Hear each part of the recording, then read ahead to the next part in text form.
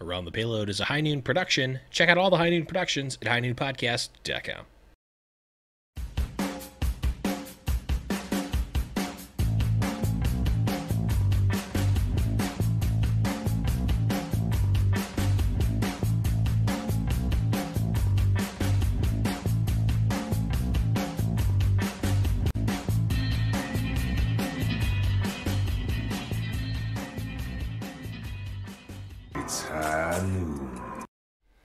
Hello, everyone, and welcome back, finally, after a brief hiatus, to Around the Payload. I am your host, the Blevins.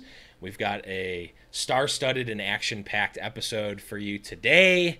So let's just jump right into it. I will first briefly introduce all of the wonderful hosts today.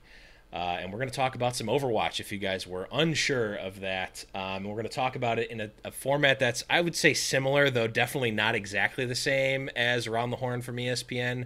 But I am going to be giving out points to people as we go. You're going to hear a sound that sounds kind of like this sound.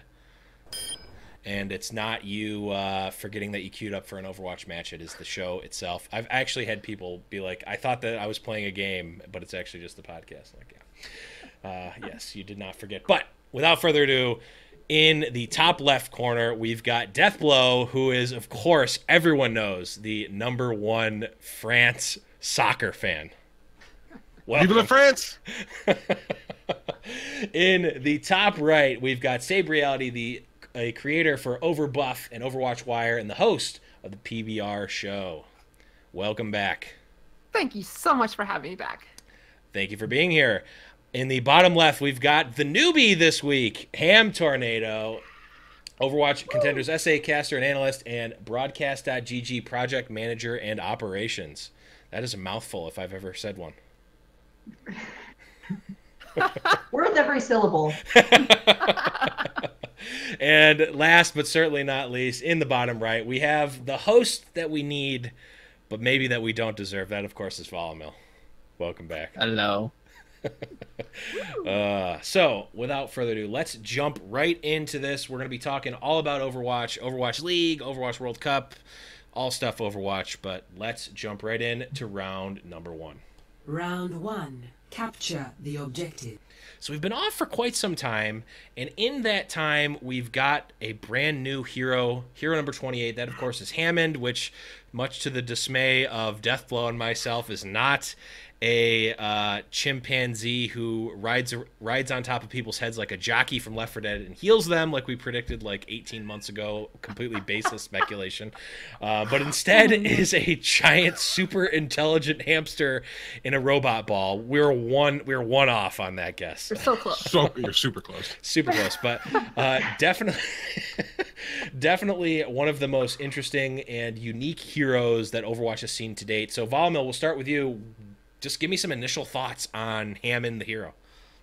So the one thing that I'll start off with like a sour note, right? So his name isn't Hammond, it's Wrecking Ball, which kind of that's just me. That's -3 points right off the bat. Isn't that bothersome? I'll take that L because of how just silly that is. His name should be Hammond. Wrecking Ball is a title. No other hero really has a title. I guess Doomfist maybe, but even then, at least it kind of accentuates who he is. Granted, Wrecking Ball does the same thing as well, but we know him as Hammond. It's been teased as Hammond. It's Hammond. Everybody calls him Hammond. Nobody calls him Wrecking Ball. It's easier but it is. And the interesting thing about him kind of coming into the game is that it's kind of a perfect kind of creation. I feel like it brings in the people that like, oh, fluffy kitties and hamsters. It's a cute hero, right? He doesn't talk. He squeaks. The robot talks for him. It's awesome. It's got that kind of hardcore element where it's like a super high skill gap hero where you're Spider-Manning around and slingshotting everywhere and trying to land on people while also being super tanky. And that's awesome. And I think it's a great creation on Blizzard's behalf. And while I think his numbers could be a little bit large and a little bit maybe a bit overtuned, that's what the PTR is for. And if hopefully we see him take the same route as Brigitte, maybe he'll be toned down a little bit. So overall, I think he's quite good. I'm excited to see him enter competitive play. Yeah, I can't wait to finally see a small rodent in Overwatch League. That's what I've been waiting for this whole time. My dreams have finally come true. But Ham Tornado, what are your thoughts on Hammond? Have you gotten to play him at all? What are you thinking? Yeah. Oh boy, a whole bunch of us at Broadcast GG have had the pleasure of carouseling ourselves around every pillar on every map, on every surface practically. No, he's just such a fun hero, and even if you probably are going to suck at playing him like I will, there's still just a lot of enjoyment to be had with his mechanics, which are so unique as far as the heroes that we have right now, and in particular tanks. I think he's the first hit scan tank that we have, and he's definitely going to be a very niche hero. I think probably a little bit weaker on defense. His strengths are definitely in the initiation of fights with his super high mobility, I would say. Yeah, definitely something that we haven't seen anything like. I mean, obviously he's a small, tiny, little hamster, but also Dude, you keep saying he's tiny, but have you seen like how big his mech is? Him proportionate to that mech, he must be like a friggin' like a 30-pound hamster. He's so huge and enormous. Like if he was in like a bitty actual hamster like mech, it would be the size of a cantaloupe or something. I don't know. Anyways, it could continue. I totally I mean, he is giant, but he's yeah. The rest of the show is actually going to be on the biology of Hammond or Volamel. Sorry, Wrecking Ball. Sorry, Jeff Kaplan. But DeathBlow, what are your thoughts on Hammond? What are you thinking about him? Sorry, Ham, I've got to say right off the bat, I'm with Blevins. He's tiny. He's just rolling around in that huge mech. Like he's under no control. Everything's the mech. He's just in there, right? He's not really doing anything. I really like this hero quite a bit in particular. I think there's kind of a dividing line in how I feel about him. I'm not really a big fan of like the hamster, kind of the goofy aspect of it. And I don't know why there's a dividing line in my head where the huge gorilla that can talk's okay, but the little hamster that can't talk is a problem. But I don't know, it's there. It's a little bit too far removed for me from a lore standpoint to be really, really excited about him from that end. But from a gameplay perspective, I'm really excited. I think he's going to be a really high skill cap hero. In general, I think those are very good for the game, especially for the pro scene and everything like that. So I can't wait to see some of the big off-tank players like Spree or something like that on stream really start to pick them up and play them. I think it's going to be a lot of fun, and it kind of feels like a dive hero to me as well, which I think after the release of Brigitte means we kind of need that, right? Because she pushed dive so far out, and I think we're going to constantly see the struggle in Overwatch of trying to balance Deathball and dive to be together at the same time, and I think Hammond's a really good hero to play into that kind of position in the meta that we're at right now, and maybe give dive a little bit of a boost in some spots. Yeah, the little hamster or the giant hamster is way too unrealistic. I want to keep it very realistic with the dragon magic infused just a bridge robot too far. ninjas. We gotta keep it realistic here. But Sabriel, last word here. What are your thoughts? Have you played Hammond? What are you thinking? Yeah, okay, so once in a while, or every time a hero comes out in Overwatch, usually I can be like, yeah, I can play this one. This one seems pretty cool. This one's for me. Doomfist broke that. Like, no, I can't stand that guy. And Hammond, I can't say Wrecking Ball. I tried. No one can, and no one will. Hammond, I think he's cool, but he is not the hero for me. I just don't, I tried using him around. He just moves too fast for me, too much bouncing around. It's just not for me. But I really am really excited to be able to sleep dart him easily because I am an automated. And so that really being able to stop someone from doing their thing that makes them go fast makes me so happy. And so I am excited for those prospects. I really can't wait for the day where at my ELO level I have this huge sigh of disappointment when I realize I'm trying. Hammond sneaks behind using his little thing and just backcaps the payload. That's going to happen so much. I'm looking forward to sighing heavily. Yeah, there's definitely some interesting points that he can get to that unless you've spent a lot of time in custom games, you wouldn't think that he'd be able to. So definitely very excited to see what he's going to do. I just can't wait to see what the pro players are going to do with him. But that it will certainly be on the a later episode of the show once he actually gets into the real game. But let's move on here and talk a little bit about contenders in the tier 2 scene. So Envision has left Contenders. I believe their roster was picked up by Dallas Fuel as the Envious. the academy team, or Envious, right?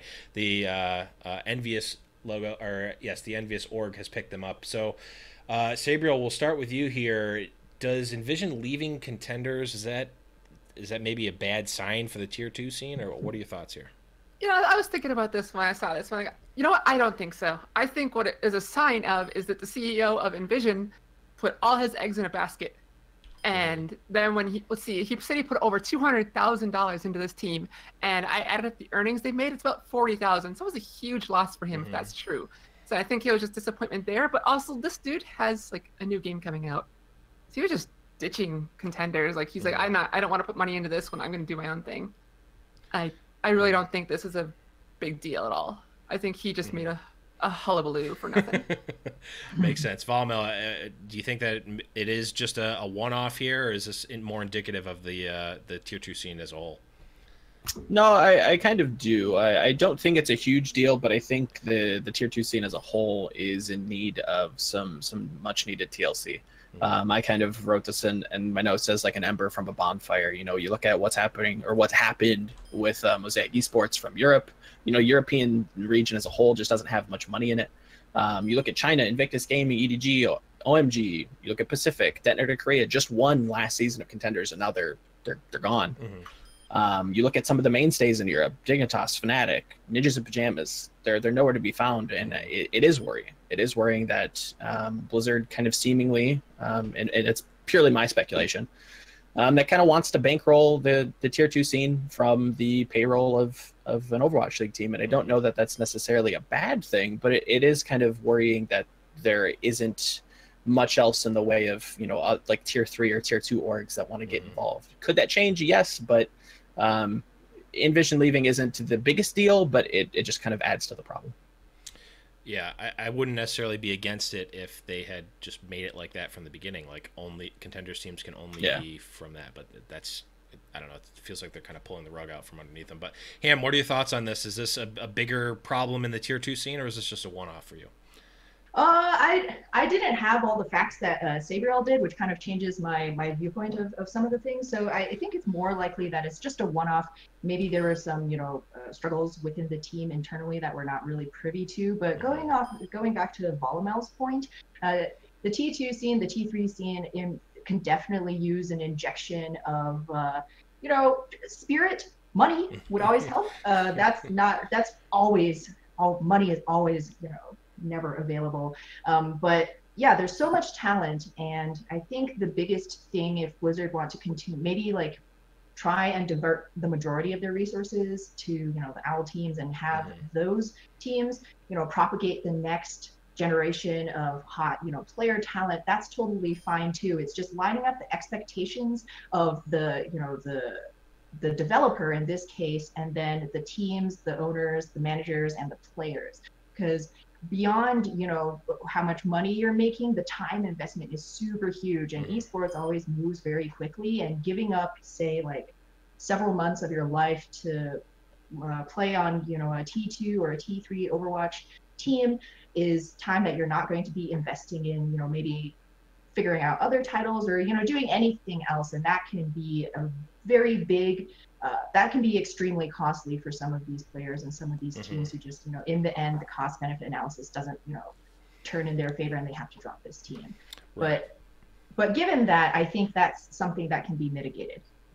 Yeah, it's definitely a tough place. I mean, just esports in general is definitely a tough place, and I mean, being a Tier 2 org in esports has got to be even harder. But DeathBlow, last words here. What are you thinking about this with Envision leaving Contenders? Path to Pro is far from perfect. I mean, we brought up already a few of the issues that it has, and like Ham was saying, you know, we're not giving these guys a ton of money, but we're still asking them to like put off going to college and do things like that.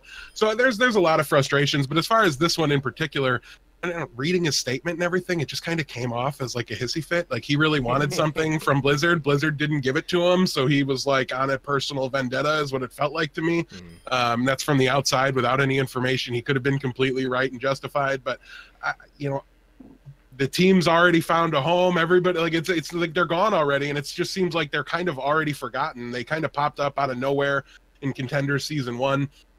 And just kind of have been around since then, but it's not even that long of a time. I don't know. This isn't, to me, indicative of a larger problem or anything like that. It's just one of the speed bumps. It's somebody that didn't get exactly what they wanted, maybe lost some money and is upset about it. I get that. When I lose money, I'm pretty angry too. But at the end of the day, Overwatch League is the driving force here. And as long as that continues to be successful, I think people and organizations are going to be willing to do whatever they need to do. I mean, the players all still want to be in the tier 2 scene so they can get into Overwatch League, and that's what matters more than anything, because we know for a fact the players will just crew up on their own if they have to. If all the organizations left, tier 2, but the Overwatch League was just fine, I still think we would. So I'm not worried at all. Yeah, definitely. Maybe just a blip in the radar here for the tier 2 scene, but we'll definitely be circling back around that. And you can definitely listen to more about that on Blackwatch Report. Make sure to follow them as well. But last question here in round number 1 is going back to the Overwatch League and talking about this thing called the playoffs. Playoffs, yeah, exactly. Got to be talking about the playoffs here. And we talked a little bit about this on the flagship show, but I want to get a couple more voices in here and talk about who you think the dark horse is to make the grand finals. Now, okay, yeah, you could say NYXL or LA Valiant, like they've already got a win, essentially an extra win in here. But if you had to pick a dark horse that's not one of those two teams, or I mean, you could pick one of those two teams, go for it. Who are you picking to be the dark horse here to make the grand finals? We'll start with you, DeathBlow. Sure, I'll leave all the options open for everybody else, because the real dark horse here isn't who makes it, it's who doesn't make it. So my dark horse is a NYXL less, like no NYXL in the grand finals. I think that's the real dark horse here. Listen, everybody's talking about that like it's locked up and guaranteed, and they're already there. And who's going to beat them in the finals? Is it possible? Can they lose in the final? They've got to get there. Okay, how many times is the best team in NFL, NBA, or maybe NBA is the wrong example, they always make it fine. But the NFL, the NHL, how often do those teams that are considered the best or in first place leaving? I mean, in the NHL, it was the thing for the longest time. The President's Trophy or Cup or whatever it's called, I think it's Trophy, is for the best team in the regular season. They hadn't made it to or won the Stanley Cup in a long time when it was I think the Sabres got there once, and that was when it really became on my radar. It's so far from a lock, and I think the playoffs is an environment that's going to be higher stakes than I think Overwatch has seen before. Luxury Watch Blue had a bit of a history with something back in Apex, and that's, to me, it's not gone until it's gone, right? Like the choking thing doesn't just go away until you win it. And stage playoffs were great, and they were a lot of fun, and they felt really hype when we were watching them. We didn't have season playoffs to compare it to. I think this is going to be another level. I'm not saying NYXL is going to choke, but they're just not a lock to me. So my dark horse is them not making it to the finals. I had to take my hand off the keyboard to just make sure I don't remove all of your points. Yeah, I already got my crown. Take all you want from me, brother. I already got my crown. Keep it a little bit fair here. Man, I just need to cool off here. Sabriel, what are your thoughts here? Who's your dark horse? I know you want me to say Spitfire because they're my team. I love my boys in blue. However, they're not going to be the ones. It's going to be the Gladiators. Fisher's coming back. He's no longer, I don't think he's on the injured list anymore. And they're going to surprise everyone, even though I think Nubani, Ilios, and Junkertown are some of their worst maps, the Gladiators.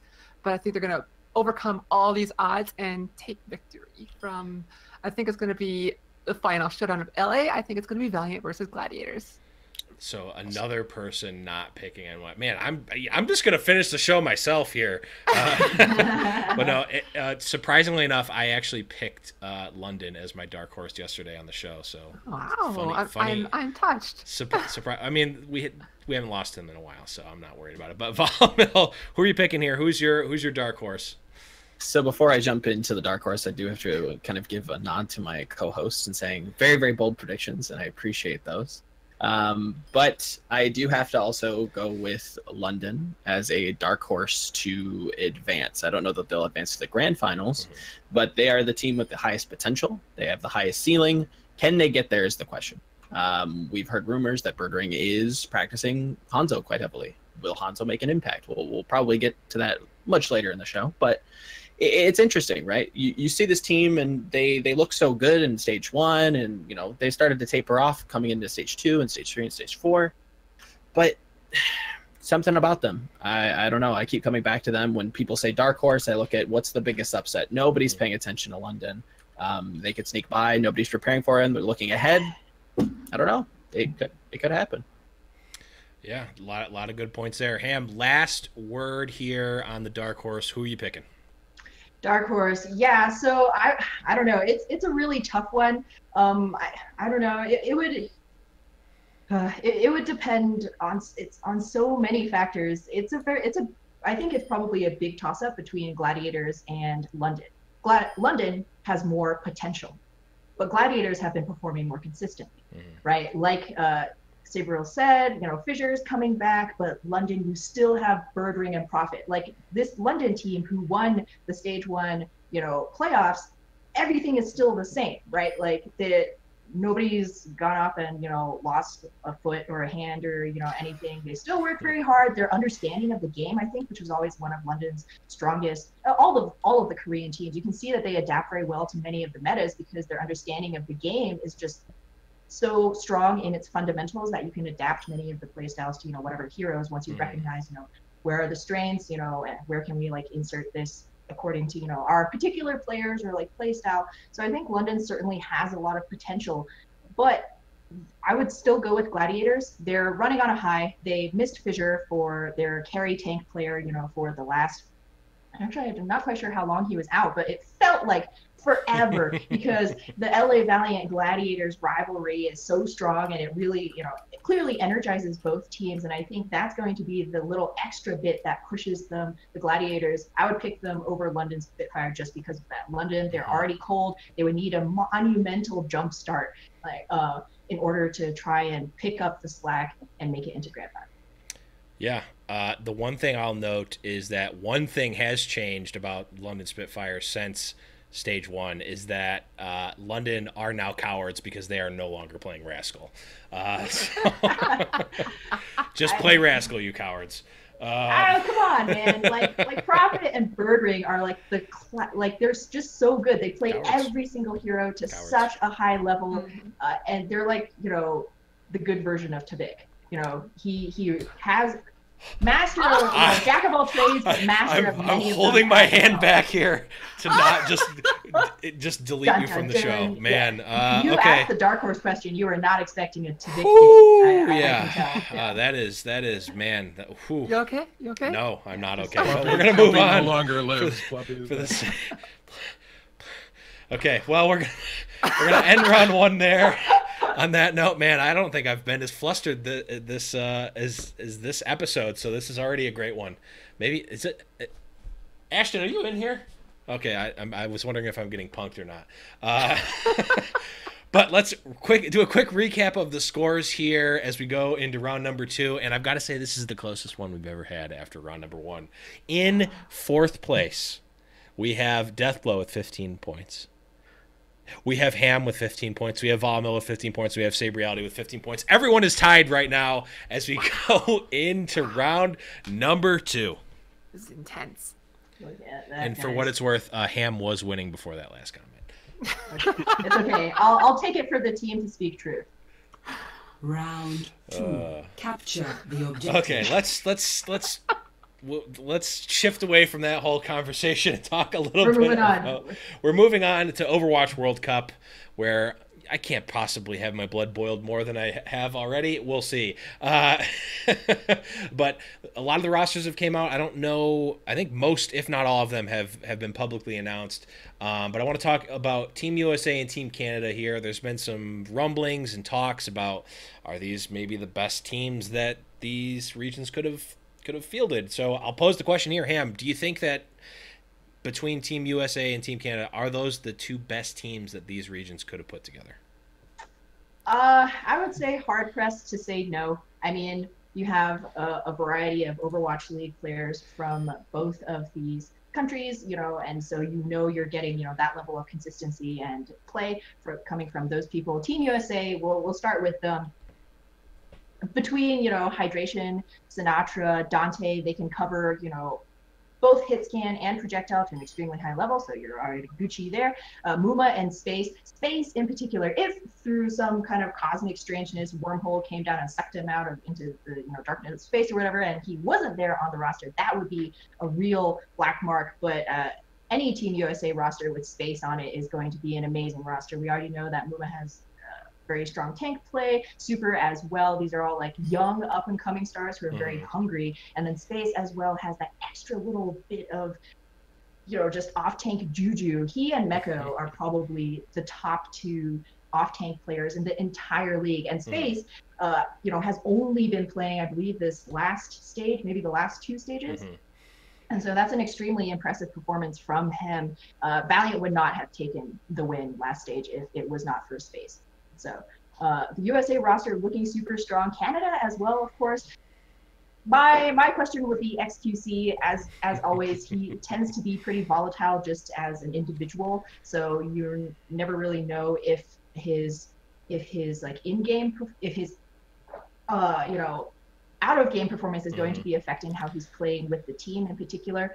You really need to, I mean, this is just basics, but you really need your main tank to be able to sync up with all the rest of your players. So hopefully XQC, is going to be able to put kind of the drama behind him and integrate. But these are all, again, veteran players like Sure4, Agilities, Mangachu coming back in. They're all, amazing and have been veterans through multiple tournaments, multiple lands. Like they can throw anything, they can take anything that you can throw at them. So but nothing to say about either of these rosters. They both look very good. Yeah, I'm actually hoping that XQC brings more drama into the Overwatch World Cup. Like it's a little bit even keel right now. I need to see more trash talk. I need to see I don't know. I just want to see something happen with him, and he's the one to do it for sure. I just want to see something happen with the event. He's the one to be able to do it. But DeathBlow, what are you thinking? Are these the rosters that you would have put together for these regions? For Canada, yeah, I do think it is. They had a problem, and it was more apparent previously, where their tanks and their supports didn't have the depth that a lot of other countries had.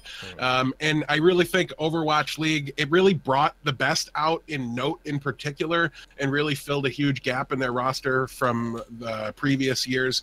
I think as well, Crimso's a really good contenders. Zenyatta, it's going to be really interesting and fun to see how he does on the stage with all the Overwatch League talent. It'll probably be a bit of a preview for next year, but I'm not sure they really had a lot of options. When I looked at the player pool for Canada, I think they made a really nice team here. I'm excited to watch them play, but I'm not sure there was a ton of variety here. But when you go over to the Team USA side, I just want to address the gorilla in the room right away. They chose the correct flex support, people. I'm sorry. I understand people are giving Raucus a hard time. There's no stat that's not currently broken on the Overwatch League website that doesn't have Raucus outperforming Sleepy in that particular role. So I thought they made the correct decision there. I do think Sleepy's more mechanically sound than Raucus is, but Raucus is a better tactician, and I think he's got better game sense, things like that. So I think was the correct choice. I'm worried about the DPS, though, for Team USA. It's going to be very meta-dependent, I think, how good the DPS play we get is. There's some overlap here between Sinatra and Zachary's hero pools, and I question how they're going to use them to their best. I also wonder which one of those three is going to be the ideal Widowmaker player for the team. And I wonder, what if McCree's back? Is there a McCree on this roster? So there seems to be gaps in the hero pool on the DPS side of things. So they'll have a lot of time to figure it out, and I'm confident in the talent level of the players that were chosen. But man, I really kind of had Baby Bay penciled into that Zachary spot because I thought he just filled all the openings and all the issues that the roster seems to have to me when I look at it. But yeah, no, the tank line is going to be what carries the US though. Muma and Space are both ridiculous players, so I'm really excited about that. So what you're saying is that if McCree comes back in, we'll get a surprise Grim Realities performance in the World Cup, even though he's not on the roster. If that's not illegal, then yes, we should do that. Even if it is, who cares? Just change the rules. But Sabriel, same question here. What are you thinking about these two rosters? Yeah, I don't really have much more to add than these two. I mean, everyone else already said, but when I first saw these rosters, Team Canada was like, yeah, you've got this, you've got this. I mean, basically, this is all Canada. But no, I think they got a really good thing going here. I hope they're able to pull it off. Last year I was at BlizzCon, and I saw a number of team members from Team Canada just kind of chilling and partying the night before their big game. I hope that is not going to happen again even though I want them to have a good time. I don't think they put as much oomph into it last year, and I think now that they're used to being on a team and through the Overwatch League, used to getting this done, I think they have a wonderful chance. USA, I honestly felt kind of like underwhelmed. Like, I think these guys are all great. They're all great at what they do, but kind of like the hero pool thing kind of jumped out at me right away. Like, very much dependent on who they get and what's going to be big here. I think USA might do all right, but I'm not really hoping hard here for them. Well, I'm certainly hoping hard for them. I'm hoping, yeah. I'm not expecting much. How about that? Gotcha. I want to be surprised. I mean, you can't blame XQC for going out. He's got to get the juice. Got to get the juice. But XQC needs to come back. Volamel, I can't believe I said that. those are some bold words to say. But maybe better. He needs to show he's better than he has been. Oh, okay. That's a better way to put it. No. I want him back, but I want to keep the same exact level of drama. Like, just get him in here. I don't know. Volamel, last words here. No. Absolutely not. He wouldn't. I'd probably play Janice over him. I can't even finish that sentence. Volamel, finish this out here. What are you thinking about these two rosters? So I'll start with Canada because I have kind of less questions about them. If you look at the roster, ICC Note, Surefour Agilities, Mangachu, Benny Crimzo. It's a great roster for Canada. The only person that I would question, and I'm happy to see him get the limelight that he deserves, is Crimzo. Do you put him in over Rolf? It's a call that was made, and I trust that the committee did their due diligence, and I can imagine that maybe Crimso's mechanical prowess is a little bit over Rolf's, and maybe he brings some intangibles to the team. I don't know. I'm excited to see some Contenders talent be kind of injected into more public light, so that's always great. And that's not a shame to anybody, but just a question. And then when we look at Team USA, this is where I wonder. When I look at the roster, I don't know exactly who's going to lead it. Is it Raucus? Okay. I can't say that I've been a huge fan. I like DeathBlow's point that the stats have pointed him in the right direction. The one thing I would say to that is that the stats on the Overwatch League website aren't necessarily the end all be all. I'd say that they certainly aren't. Man, they're all we have. while they are good, and he has positioned himself nicely on that kind of leaderboard. I wonder exactly how much of a difference Sleepy could make on this team. But if we are going to look at Raucus as the de facto leader for this team, I think he does bring the intangibles that maybe this team needs. And then we look at the kind of seventh man, and I look at this as like a flex area, because I think between Hydration and Sinatra, they have most things covered. And I almost wondered if they could have gone with Dante, if they could have gone with Super to kind of add a little bit more flair into their kind of compositions, maybe throw in some tank compositions. We've seen Super flex onto the Roadhog for San Francisco, so I don't know if maybe that could have been had for Team USA. Same thing with McGravy. Again, it's that same kind of ideal with Crimzo. They came from the same team in Contenders. I would have loved to see him be injected in there, kind of have the spotlight that I think he deserves. Yeah, I think that would be the only question that I have for these for Team USA, and that's not to kind of throw any shade on Zachary. I think he actually is quite a good hit scan player, and I think people are going to be kind of turned on to him come World Cup. But yeah, those are just my questions. If I am going to kind of play devil's advocate, those are kind of where my points lie. Yeah, I think overall the squads are pretty decent. I think if anything, I like seeing the non-Overwatch League players in here, because like at the end of the day, like it's an exhibition match. Like it means something for sure, but I want to get these guys, these top talented guys, more looks from potential Overwatch League scouts. But keeping in the vein of the World Cup here, we're going to talk about another team here, and that is Team Sweden.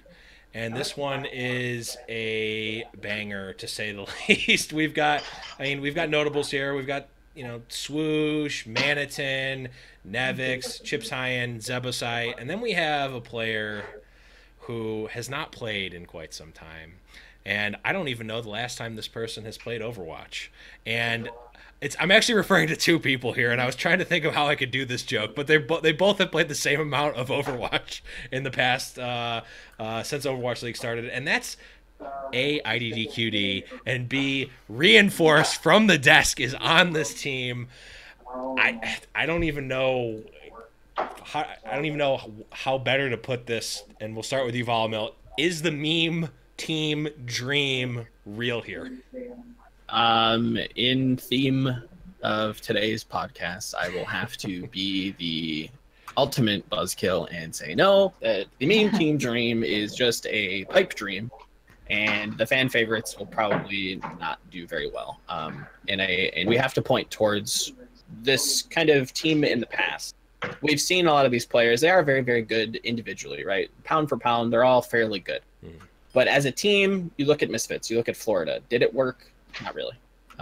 With the injection of some Korean talent, did it improve? Maybe.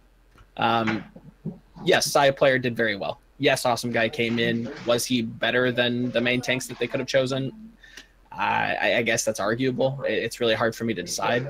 But to be fair, to kind of accredit Team Sweden, if by chance Snillo, Ludi, Sharp, or Graceful does make it, I am excited for them. I hope the Contenders talent gets the recognition they deserve. I would love to see them actually put in over some of the kind of old guard, because I think the old guard have had their time. We've seen IDDQD. He's a known quantity. Have we?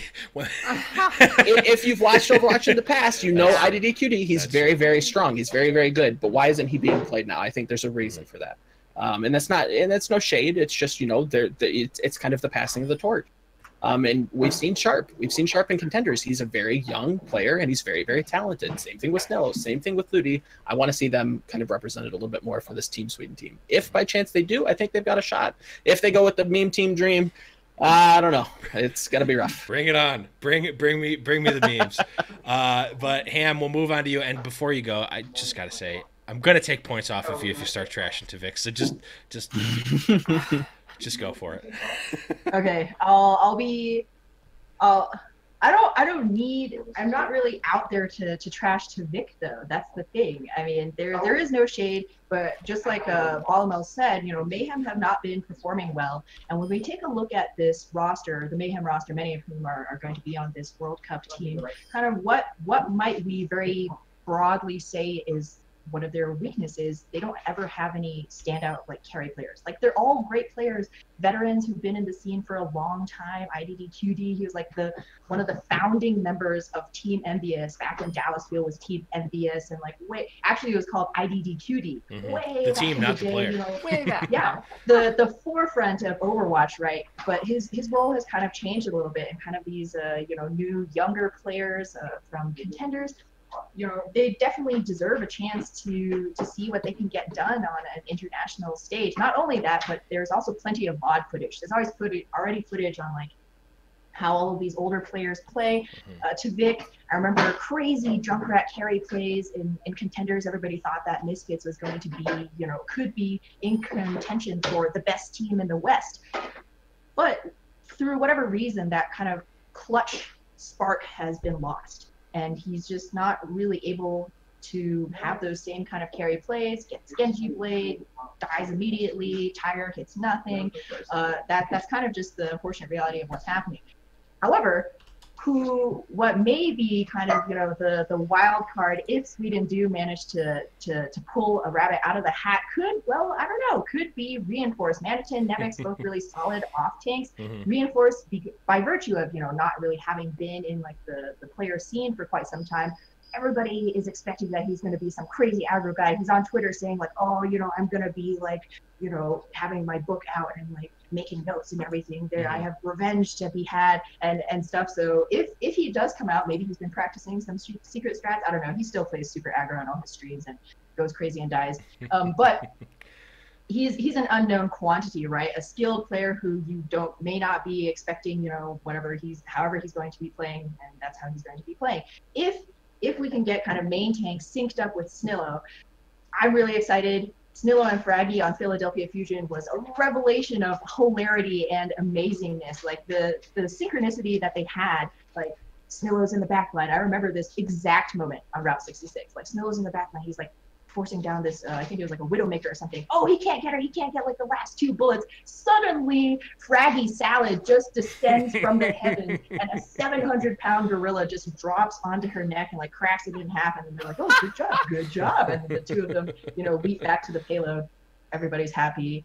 Crowd's going wild, right? And that's the kind of synergy I think we could see between Snillo and his main tank if they do choose to run, Winston Trace or something like that in the face of the Brigida meta. But yeah, it still is like a lot of ifs. This is a solid roster, but nobody really stands out. Still potential though. A lot of new faces, right? Yeah, I mean it, and some new by virtue of them being super old faces as well. So they're going to be one of my. I don't know if I'd give them a dark horse tag for me, but I'm going to be rooting for them nonetheless. DeathBlow, what are you thinking? Are you picking memes here, or is this too far out? I have some concerns. They're not really, I don't think, the same concerns that have been expressed so far. I don't have worries about the DPS side of things. Earmuffs for me. Tavik has been really disappointing so far in Overwatch League this season.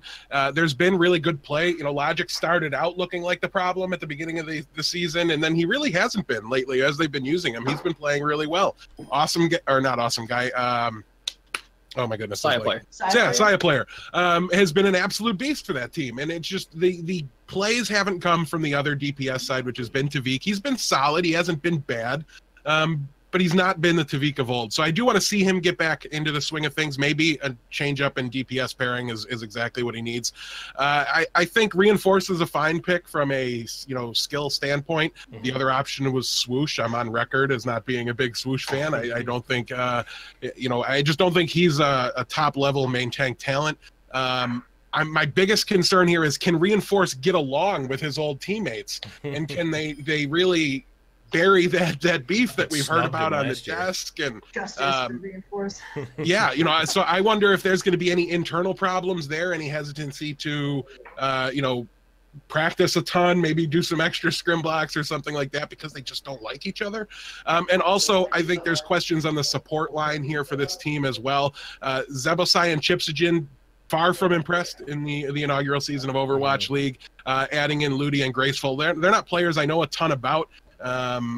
They certainly have shown potential in their time in Contenders and in the Tier 2 scene, but showing potential in the Tier 2 scene doesn't add up to, I can play with the best players in the world and I give us a chance to beat South Korea, and at the end of the day, that's what everybody's trying to do here. So I think the support line needs to overperform in order for this team to be a success. Yeah, for sure. Definitely. Man, I think they're going to be fun to watch one way or the other. But Sabriality, last words here. Is this a meme dream, or should maybe we be taking a closer look at Team Sweden here? Don't take a closer look. When I saw this roster roll out, like, okay, you've got the Florida Mayhem here.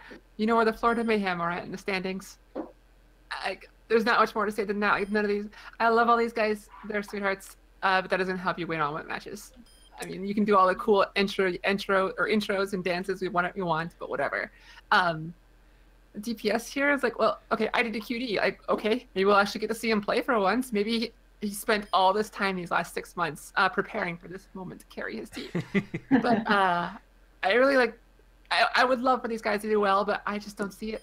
Just don't see it. They gotta work together better than most of them have been in the Overwatch League.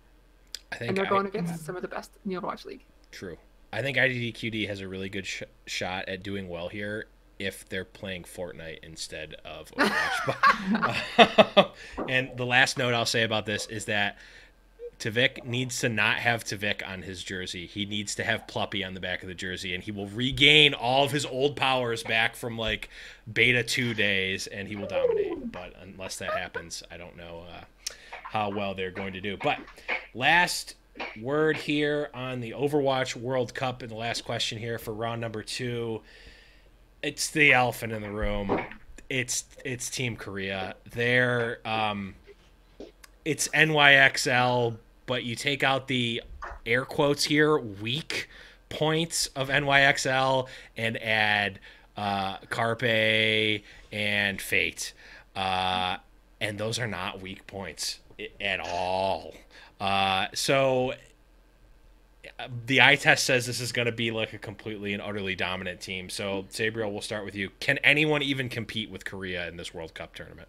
I think if anyone's going to do it, it's going to be Canada, actually. But we've already seen some cracks in the armor of NYXL in Stage 4. And sure, the team is mostly made up of NYXL, I believe correctly, or pretty dang close. But maybe the other players will be the ones who help Team Korea really just take off. I think Korea's going to win. Korea's going to win again. That's the short, no, long. It's the short of it. Yeah, it's definitely going to be. It's definitely theirs to lose, at least by the eye test. Volamel, what do you think? Is anyone even remotely close here? Not really. And that's kind of sad to say. You know, I wish it was a little bit closer. I think if everybody puts their best foot forward, I think everybody's kind of got a puncher's chance, especially if we get some odd map pools, if we get some weird patches coming into BlizzCon. You've got a shot. I mean, look at what happened last year. Junkertown came in, wasn't a huge fan favorite. Nobody was really practicing on it. We saw the birth of kind of pirate ship, protect the president payload, return to that kind of style. And we saw Korea struggle with that. Will we see that come this year? It's so hard to predict and forecast exactly what Blizzard wants to do with their patch cycles and their map pools. You know, who knows? Maybe they'll debut a new map for World Cup. I don't actually know. So yeah, it's difficult. You know, we look at the team. It's basically NYXL, the only team to basically make every grand final of the stage, you know, of the first season, which is, you know, a pretty big feat. Granted, I agree with Sabriality. You know, stage 4 looked a little bit slower, but maybe that was manufactured. Maybe they were just trying to take it easy, coast into playoffs, and then take it, you know, a little bit more seriously. So the team looks amazing. It's stacked. It's nutty, as the San Francisco Shock say. Let's go.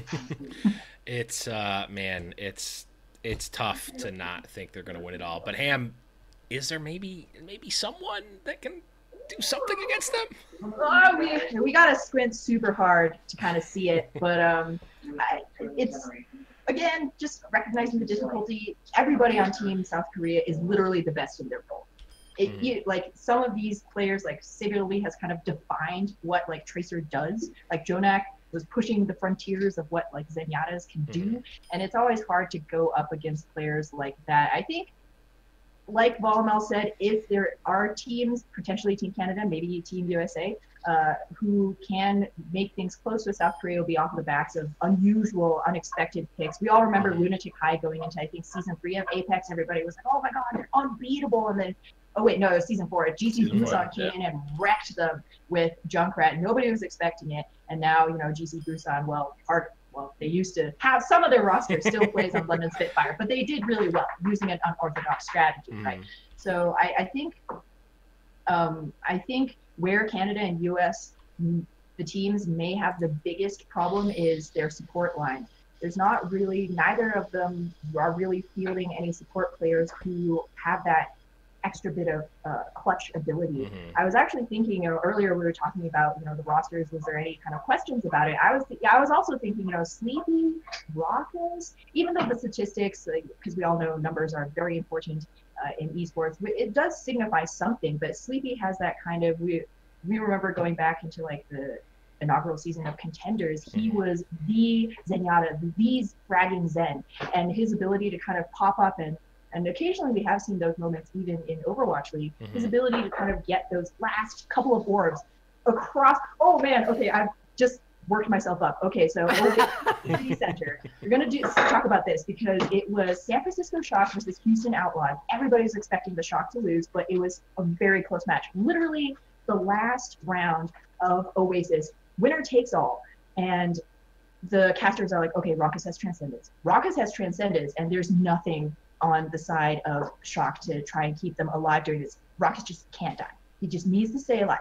And as the words leave, I think it was like Hex's mouth, like a triple tap volley launches from across the Fabergé egg from Sleepy and just smashes Raucous right through the brain, and he dies immediately. Shock win.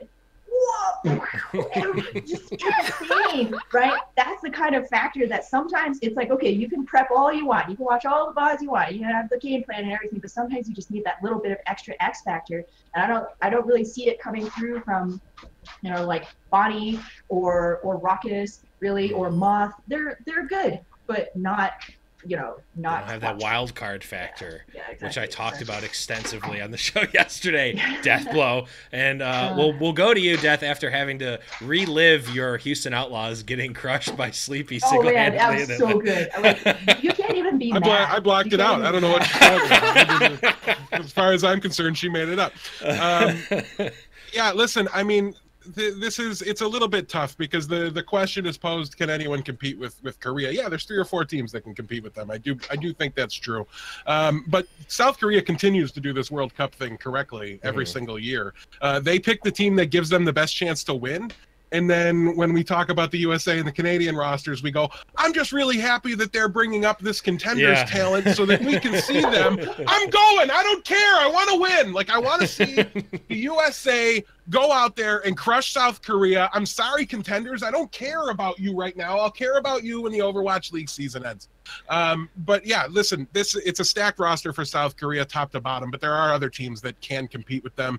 I think if Overwatch League taught us anything, it's that just being South Korean doesn't mean you're automatically going to win anymore. It's being good that matters. And South Koreans are very good at this game, but there are others that are as well. Now, they have the added benefit of kind of bringing over that team synergy that NYXL has. They can use a lot of their strats and adapt them to fit some of the additional players. But I think the U.S. have a chance. I think Canada has a chance. There's definitely, we were looking at Sweden earlier. They're a little bit on the outside looking in, but I think the one people aren't talking about is Finland. I think Finland also really has a decent opportunity at it. When you look at a roster, Linkser, Taimu, Zappis, Fraggy, Big Goose, and Shaz. When you're starting with a support line of Big Goose and Shaz, you've already got my attention. I'm very excited there. Can you imagine what would happen if Linkser and Taimu were popping off at the exact same time? Because that would, that can beat anybody. So I really think there are a few teams out there with an opportunity. Now there's South Korea is the clear favorite for a reason. I'm picking them to win if I'm putting money on it. But yes, there's 3-4 teams out there that can upset them.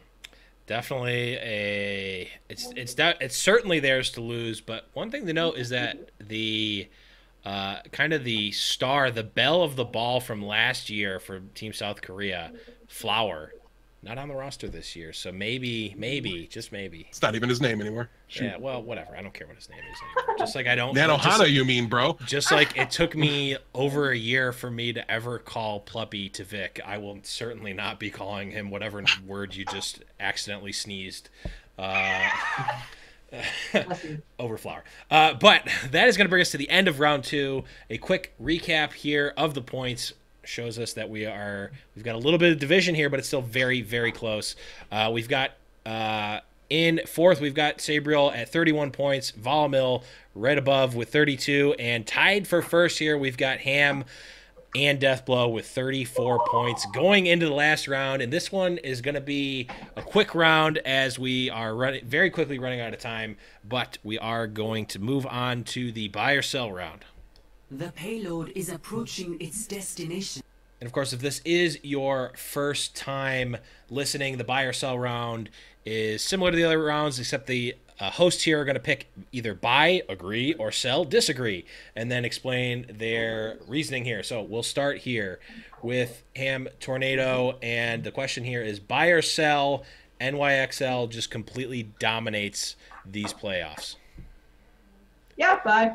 Like, I don't think that they were sandbagging 100%, like Monty was tiring his arms out holding that bag of sand. And I really hope he tried to hold it the entire time, but then he just got too tired to do it anymore, because the games were dragging on long, and it was clear that whatever NYXL were doing, they were kind of realizing, hey, maybe we got to put a little more effort into this. But I think there'll be return to old form. Libero's Hanzo, he was playing Hanzo before it was cool. So that's going to be a big boon for the side of NYXL in this upcoming meta.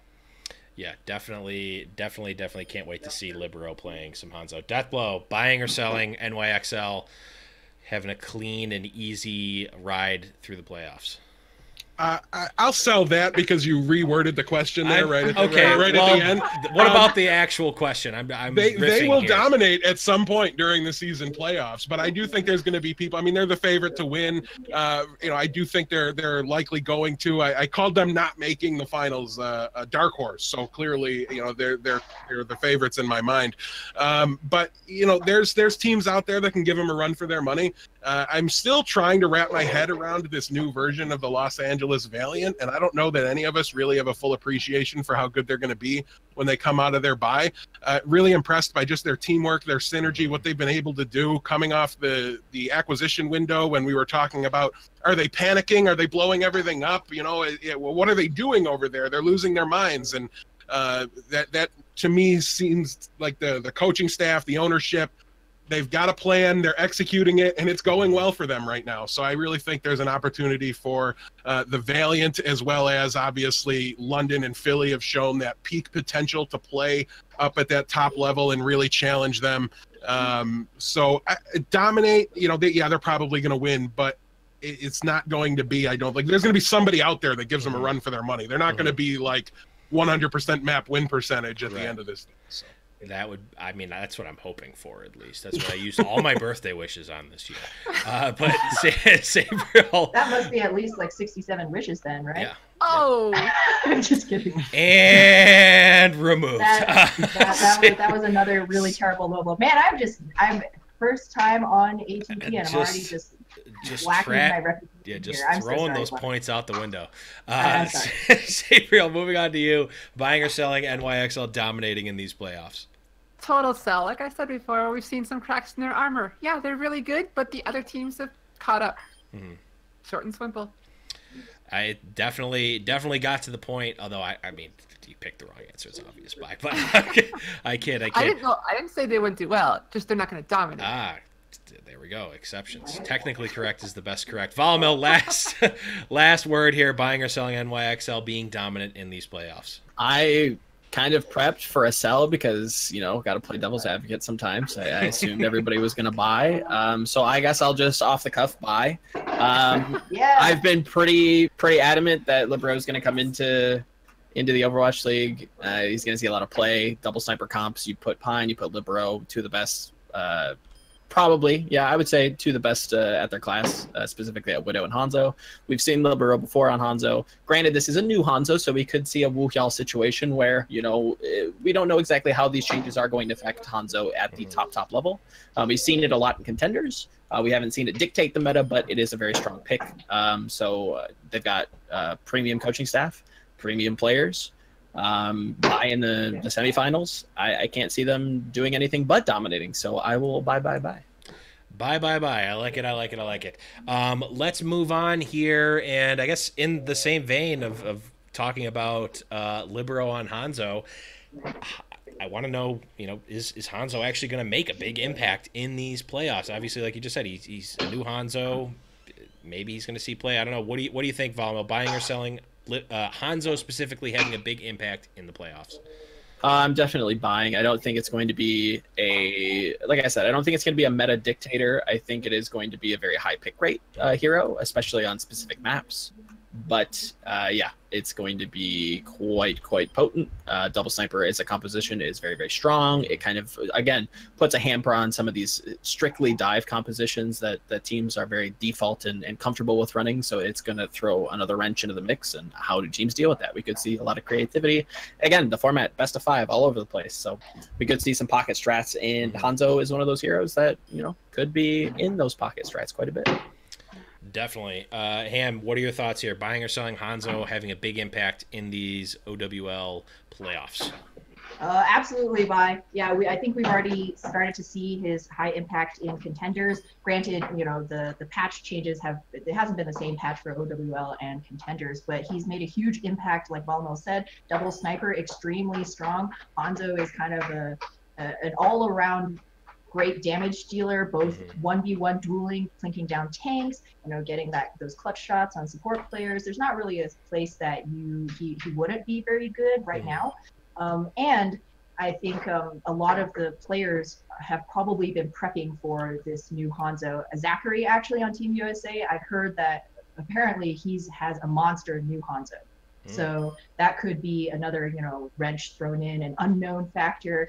Maybe Tavik will pick up the Hanzo and, totally turn things around for the Sweden meme team. That's always possible as well. So a lot of playroom here. Yeah, definitely can't wait to see Hanzo in both Overwatch World Cup and the OWL Finals. Definitely going to be a big one here. DeathBlow, what do you think? I know you've been playing a bit, and I know you're Hanzo main at heart. Are you buying or selling Hanzo having a big impact? I was a Hanzo main until today when Symmetra unlocked, and now it's changed again. But also, yes, Blevins, some of us play and cover Overwatch at the same time, and if you do that... I played yesterday, bro. I played yesterday, bro.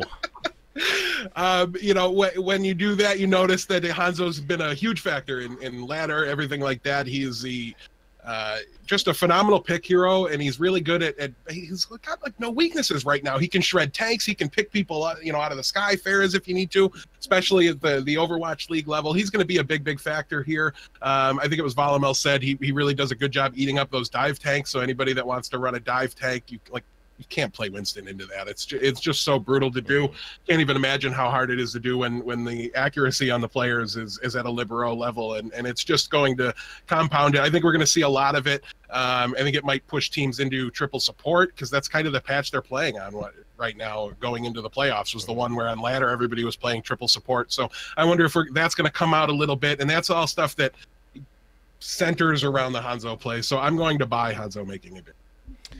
I would like to say that I have played the new Hanzo, and based on me playing Hanzo, I didn't think he was going to have any impact, because I don't think I hit a single shot. But Sabriality, last words here. Buying or selling new Hanzo in these Overwatch playoffs? I, too, am going to buy. We saw his playtime increase in Stage 4, even when he still had Scatter Arrow. And I like it. I'm not a little bit salty. No, I'm not. The Stormbow ability, you give that to these players who can actually aim, unlike me, and they're just gods. The double sniper meta right now is huge, and it's only going to get better. That's all we're going to see on these big maps is Widow Hanzo. Yeah. While that's awful to play against, it's probably going to be pretty fun to watch. I hope, at least. But yes, so we're going to move on here to the last question for the regular portion of this episode. And that, of course, is everyone's favorite meme question. Every time that I skip the meme question, people send me messages and they're like, where's the meme question? Okay, we'll put it in. So we're going to start it off here with Sabriel, and it's not a buy or sell, but predict the most outrageous off-season activity for an OWL player or staff. This one's an easy one. We're going to see a hand sanitizer slip and slide while the Overwatch League staff in single masks sit there and do the swipe thing all around them. That is certainly crazy. I don't even know how to react to that. I need to write a new answer right now, because mine doesn't come anywhere near that one. Yeah, the bar has officially been set, people. Volamel, moving on to you. What do you what's your prediction here? Most outrageous off-season activity? So mine is definitely not that outrageous. I'll say that right now. Now I'm already starting to think of mud pits and some interesting attire for some of the players that I think the fans will love. But I think that Mr. Jacob Overwatch will be assigned as either coach or general manager for potentially a Seattle team or potentially a Chicago team, and he will only wear pink button-ups with the top button. A callback to a previous episode. I like it. Ham, what's your prediction here? Most outrageous activity for the off season? Oh boy, Sabriel, you and I are two sisters of the same mind. I was gonna say, so for the off season, in order to make sure that the casting pairs are still synergized, sharing activities and stuff, Hexagrams and Similar are actually going to start a ASMR channel where they poke where they do make different sounds with floral foam. So there's actually a whole bunch of things. You can stick like dry spaghetti in it and then you crush it with your hands. You can make it wet and kind of scrape it off and stuff. And it's all different sounds. And the two of them are going to be devoting their time 100% this summer. Check it out. It's the Sexagrams Floral Foam in YouTube. Man, I wasn't sure how this question was going to pan out, but I really just need to have all of the shows just be nothing but those questions. This is gonna. You guys have blown my expectations way out of the water. DeathBlow, last words here. What's your prediction? Yeah, I feel like me and Volamel just went into 3rd and 4th place here. Yeah, exactly. Like, there's no chance. Listen, so we all know these players are going to be going back to their roots. They're going to be going home. For Fraggy in particular, being a Viking, that means he needs to go raiding. So I think he's going to attack Hawaii. He's going to set sail from California and attack Hawaii and try to raid a shore over there or something, find some treasure, bring it back home. I don't know. That's what I could come up with on short notice. Once we went into the hand sanitizer slip and slide territory, I had to find something. So I'll go with that. Man, all of those were really great. I was not expecting that to be I thought that was going to be a throwaway question, but man, that just made the show. Holy crap.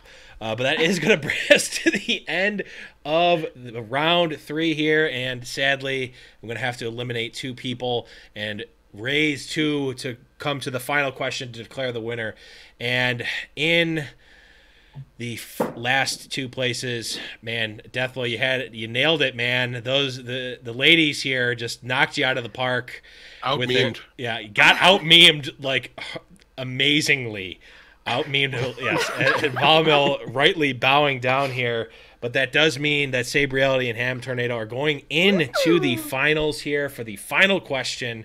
But don't worry, guys. You will have a chance. You'll have your vote to pick who you believe is going to win. And with a toss of a coin, we're going to decide who gets to answer this question first. I got your back. If I you got need it. Okay. I got it. Oh my God, that Lee and Volamel, you're like, I wonder who this to go. Yes, I do have an actual coin. And has decided that Sabriel is going first. The final question here is, who do you believe will be the wild card factor for one of the 4 teams playing this week? So either Gladiators, Spitfire, Boston, or Philly. Who's going to be the wild card for one of those teams? I think Fisher has been talking to Ryu Jaehong during the off time what things he could do. I think one day we're going to see Fisher not on a tank roll. I think he'll be the wild card there. Ooh. So Fisher... It's going to be Fisher no matter what. It's going to be Fisher, but specifically not playing on tank. That is a spicy Old Symmetra confirmed. Old Symmetra. That is a spicy pick there. Ham Tornado, your pick for the wild card. Geez, now I'm like short on both content and humor. I was going to say... I was going to say, I was also going to go with Gladiators, though. So, Gladiators. But not Fissure, though. We're going to turn our eyes to the off-tank. I think it might be Void.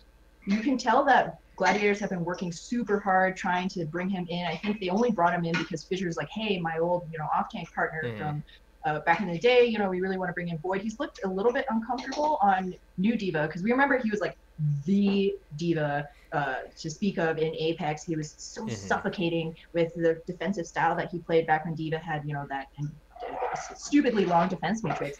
And hopefully they've been working on, getting more hours with him, working on the communication issues and stuff. Because if we can see old Fissure and old Void together, no idea. It's going to be a totally new horizon to play on for this playoffs.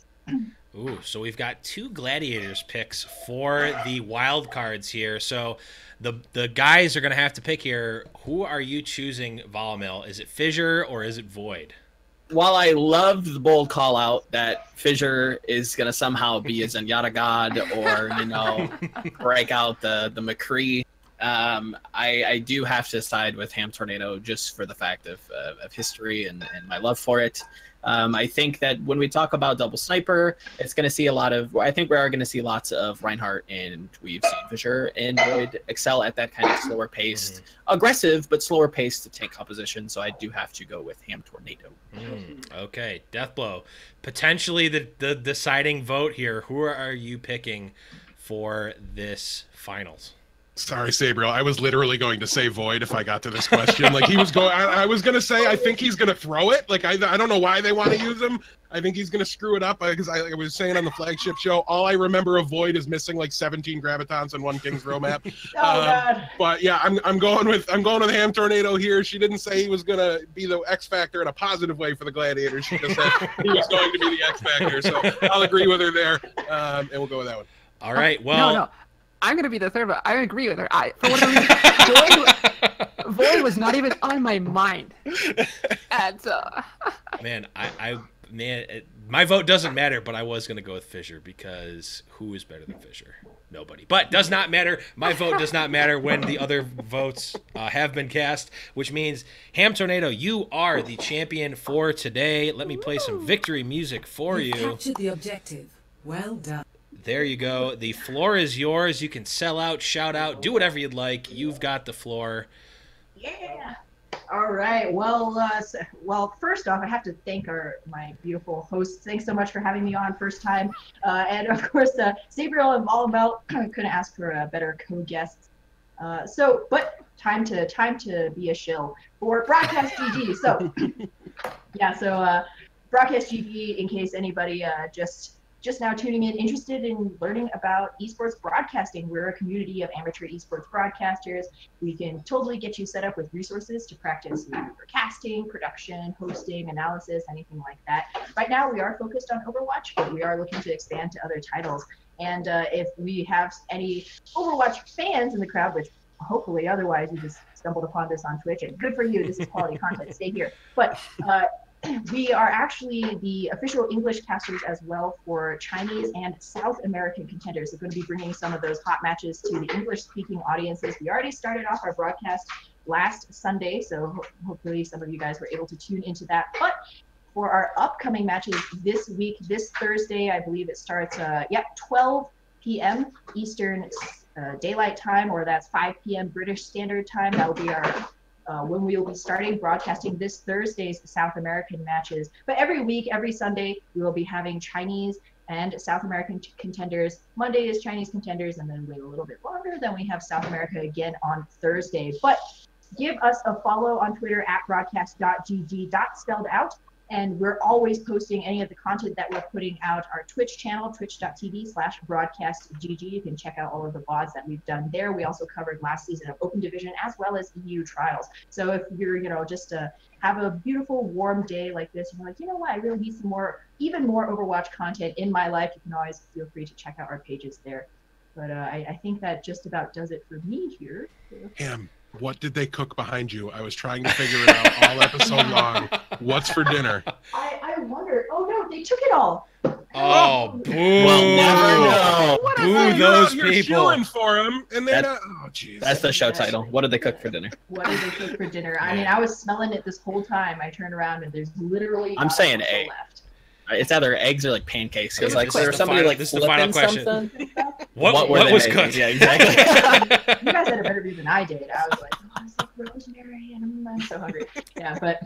Oh man, but yes, that is going to those roommates. Those are completely They are completely unreliable. But you know what's not unreliable? T-Mobile. No, okay, not actually a sponsor. I had to bring it back. Oh, Shout outs to Yeah, Golden Boy for the T-Mobile shill. MVP. I'm using. I'm trying out for the shill for the Overwatch World Cup. But guys, that's gonna be it. That's the show. Man, this was a fun. You guys did a great job of bringing it back around the payload, off from the little bit of a hiatus or summer break, as I'm calling it. Really had a great episode. That's going to be it, guys. For DeathBlow, for Sabriel, for Ham Tornado, and for Volamel, I'm the Blevins. Thank you, everyone, for watching, and we'll see you guys later around the payload. Bye-bye. bye. Bye.